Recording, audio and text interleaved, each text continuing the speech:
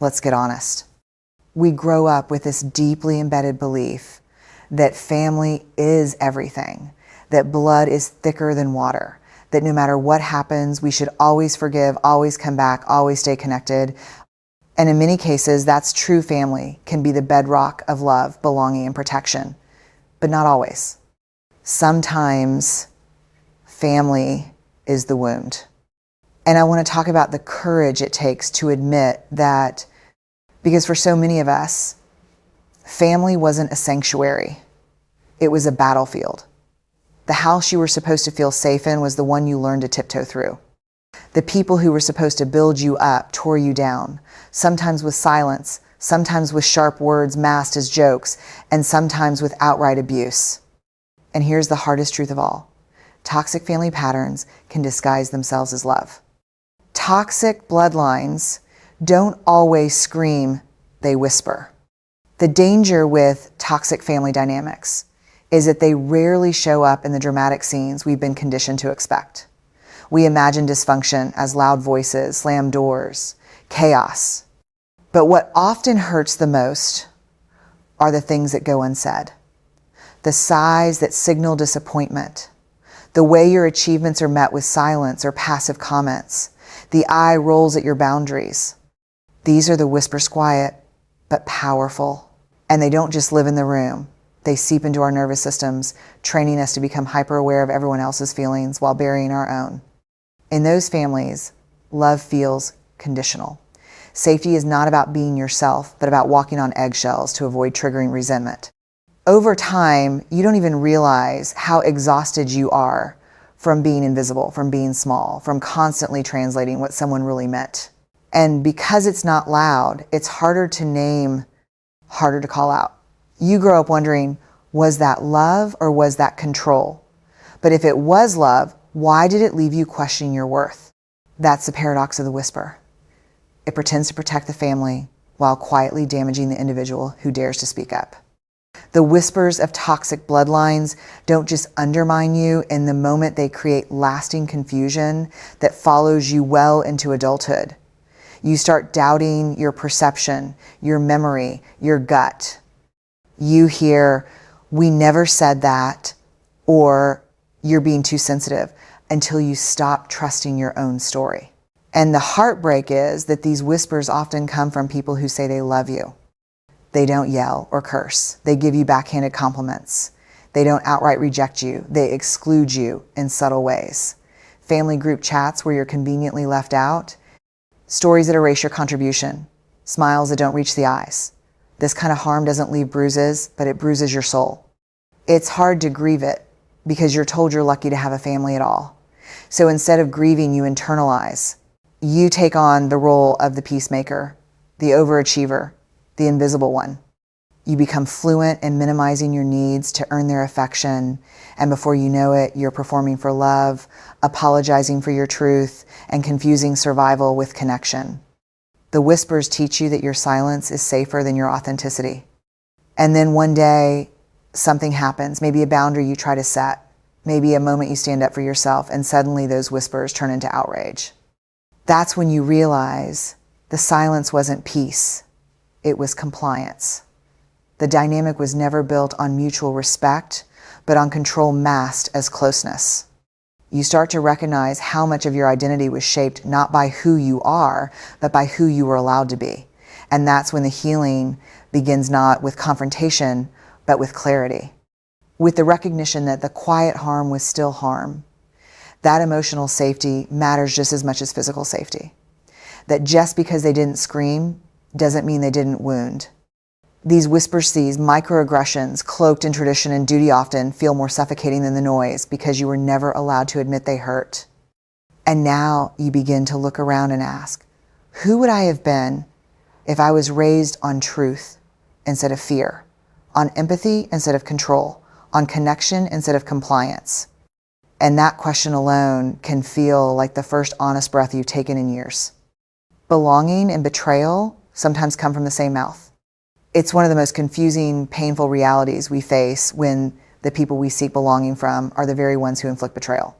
You hear words like, "I love you," "I'm doing this for your own good," or family always sticks together.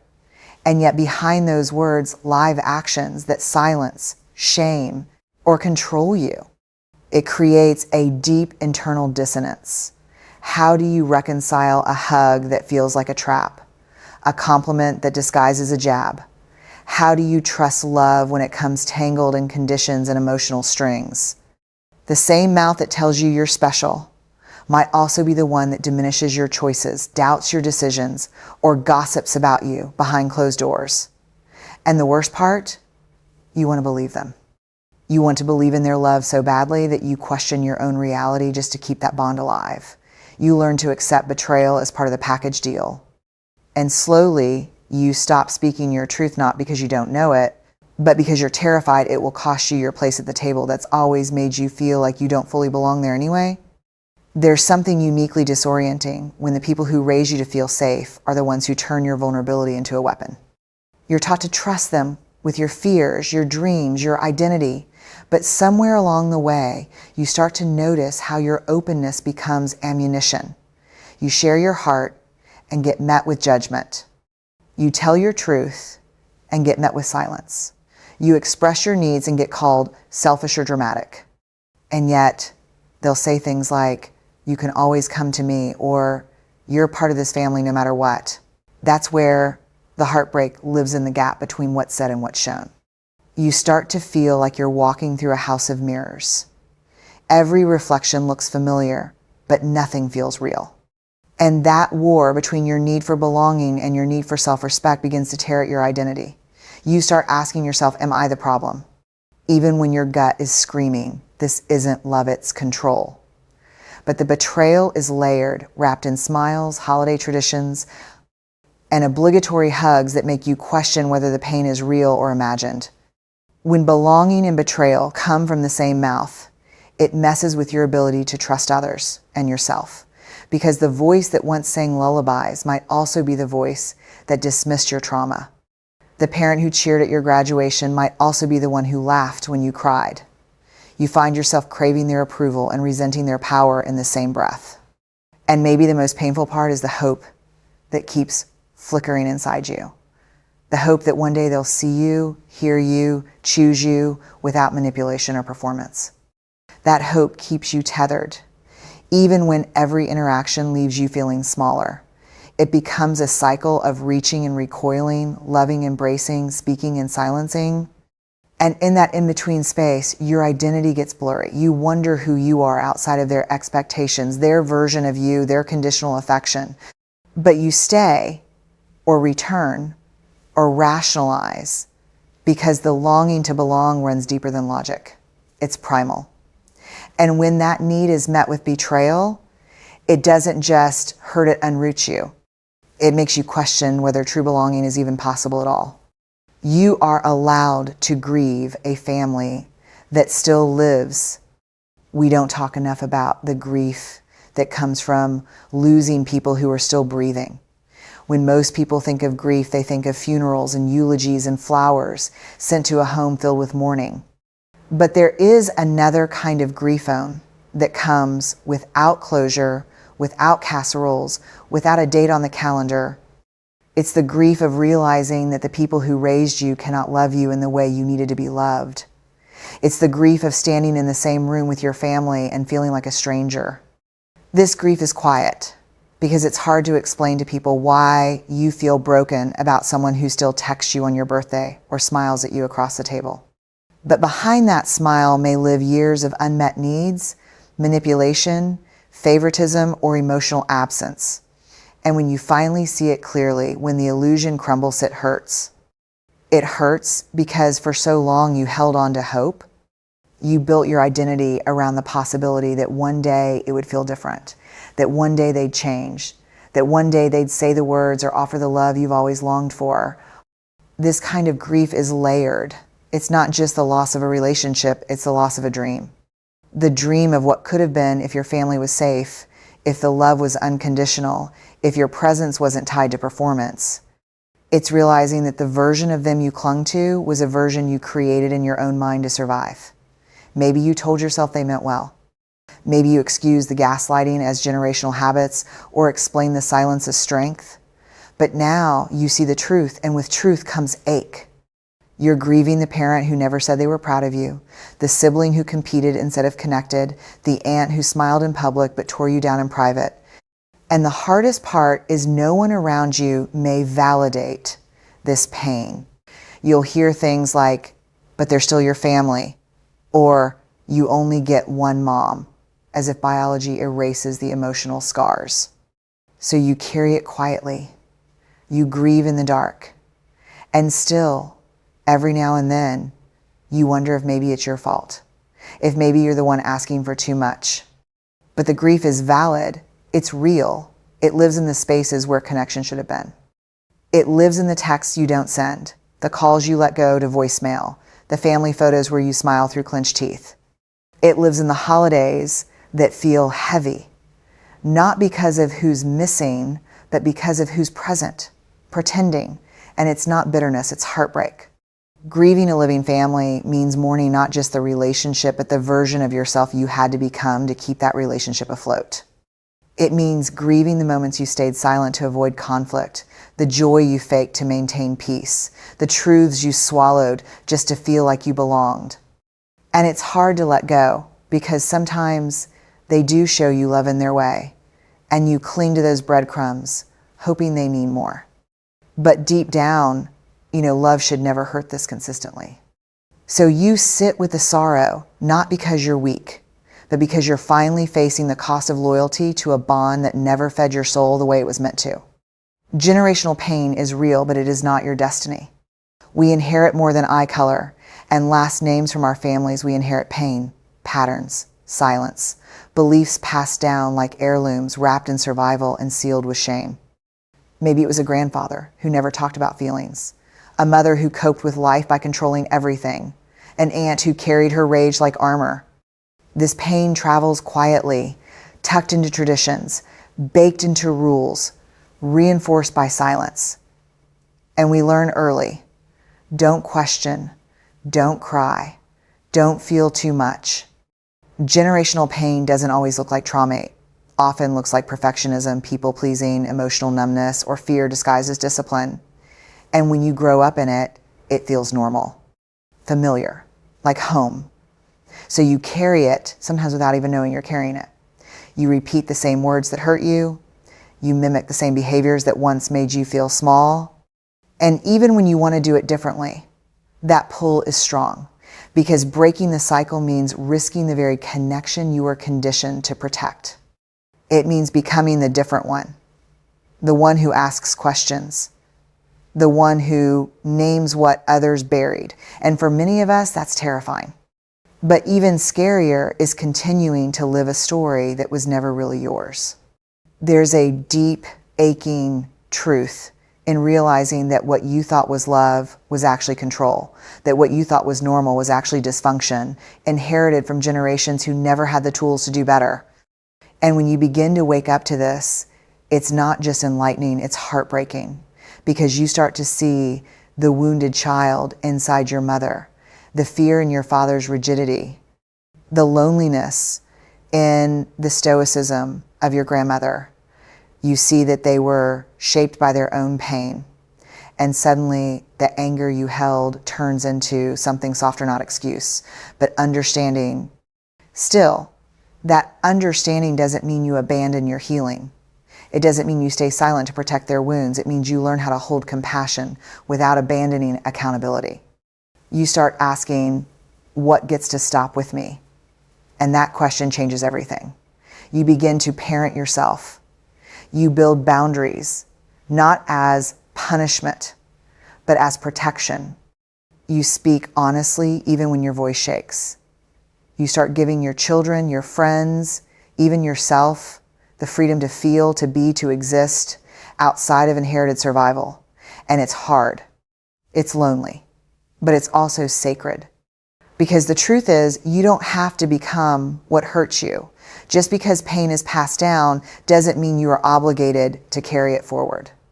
That's the myth that keeps people stuck, the belief that you owe your lineage, your silence. That if you say something, break something, challenge something, you're betraying where you came from. But the real betrayal is in never giving yourself permission to evolve. The courage to say, "This ends with me," is one of the most radical acts of love you can offer your bloodline. Because healing isn't just about rewriting your own story. It's about shifting the entire narrative for those who come after you. Your children, your nieces and nephews, your community, they get to inherit your freedom, your honesty, your wholeness. You're not just healing for yourself. You're healing for every ancestor who didn't get the chance.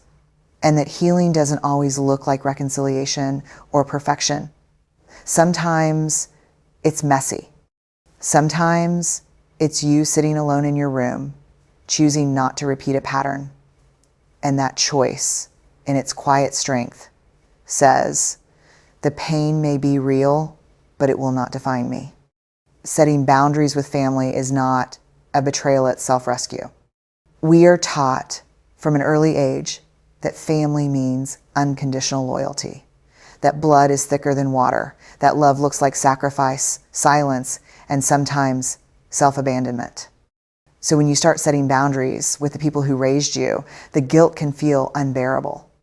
The moment you say no to a toxic dynamic or not anymore to a conversation that leaves you feeling small, the shame shows up fast. It whispers, "You're ungrateful, you're difficult, you're selfish." But here's the truth no one tells us growing up. Boundaries are not walls, they are doors to your own dignity. They don't shut people out, they let you breathe. And when those boundaries are placed with family, it's not because you don't love them, it's because you finally love yourself enough to stop bleeding for their comfort. You start recognizing that rescuing yourself doesn't mean you don't care. It means you care deeply enough to stop re-traumatizing yourself for the sake of keeping the peace. It means you're done playing the role that was handed to you in a family story that never really allowed you to be whole. It means you're waking up to your worth, even if they never see it. The idea that setting boundaries is betrayal is a lie that keeps people stuck in roles that shrink them. The peacekeeper, the fixer, the quiet one, the strong one, the one who never complains. But when you set a boundary, you're not betraying your family. You're refusing to betray yourself anymore. And that's hard, especially when your family is used to you showing up in a certain way. When they expect your yes before you've even thought about your no, when your compliance has been woven into the fabric of how they see you. So the moment you step out of that mold, they may push back.